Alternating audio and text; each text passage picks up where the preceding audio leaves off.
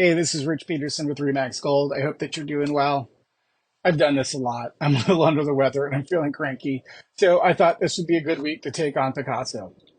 Not the artist, but the fractional ownership thing.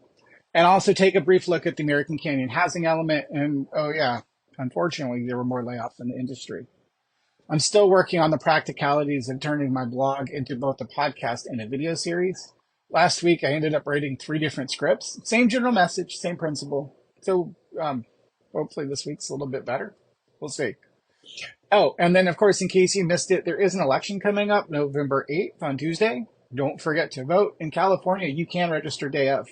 And I will be holding court over at the Solano Wiedemann Academy on Corcoran. It's a great way to give back and to raise money for your organization. It's just something to think about for next cycle. So the New York Times ran a phenomenal article at the end of September about the lost starter home market. While the home values might be a little different based on geography, the point is that starter homes are no longer being built because it is too difficult to build them.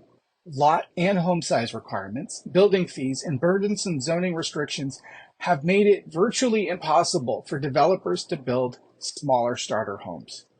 Something that stood out for me is that the margin is relatively similar for both smaller homes as it is larger homes. So that's not a reason that the homes are getting bigger.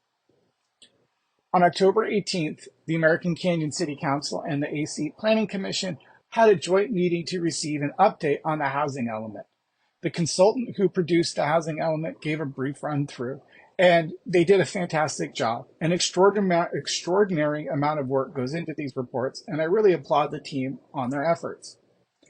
A cursory glance of the report, or the element, shows that American Canyon is already ahead of its allotment for the 23 through 31 housing cycle.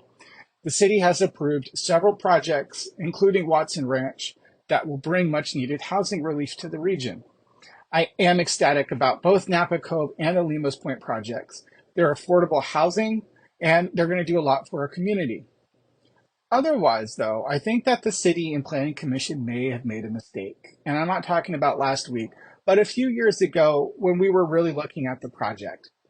I think largely we missed the mark. We had an opportunity to develop something special. And yes, the downtown is going to be gorgeous and it will be wonderful. But I look at something like at Park Slope in Brooklyn, the gentrification aside, and I remember what it was like living on Capitol Hill in DC. And I'm thinking to myself, we really had a chance to develop something different, especially in the downtown area of Watson Ranch. Rather than contributing to additional suburban sprawl, we really should have been and should be looking at different zoning to encourage a diverse body of housing. And I'm sorry that I didn't realize this and wasn't more forceful during my brief stint on the Planning Commission. I absolutely missed out. In more real estate news, Zillow laid off 300 employees this week. I believe that this is still fallout from their dalliance into iBuying, but they weren't alone in taking a hit. Commercial giant CBRE is also trimming staff, even though it appears at face value that the economy rebounded somewhat in third quarter. Real estate companies are still culling the wheat from the chaff in an effort to maximize profit. It feels like we got a little bit greedy and ramped up too quickly, forgetting that there were, as always, leaner times to come. I'm hoping that this contraction is more intentional than the buildup seems to have been. And finally, the Park City, Utah City Council last night voted to limit the areas that Picasso, a fractional ownership company, operates. They purchase luxury property and sell up to 8 shares per property, per unit.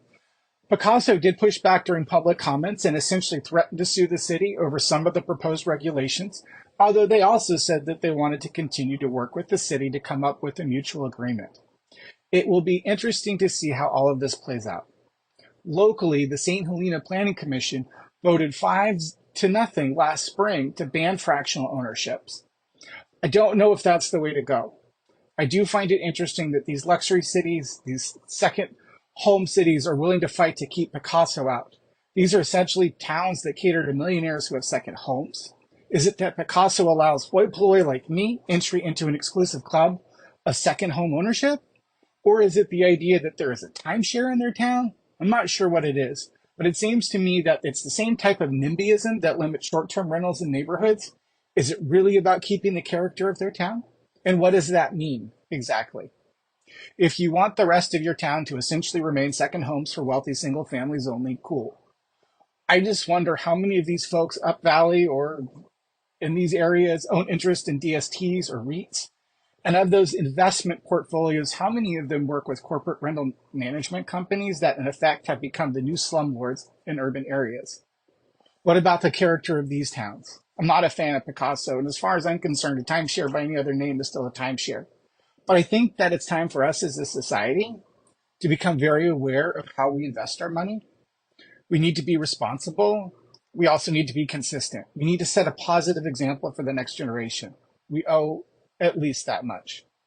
So I'll be picking up The Color of Law again in the next couple of days. This is a book that is an examination of how federal, state, and local governments, including many in the Bay Area, have made zoning decisions to segregate housing. I think at this point, it's more timely than ever. And that's the Bon Mot for this week.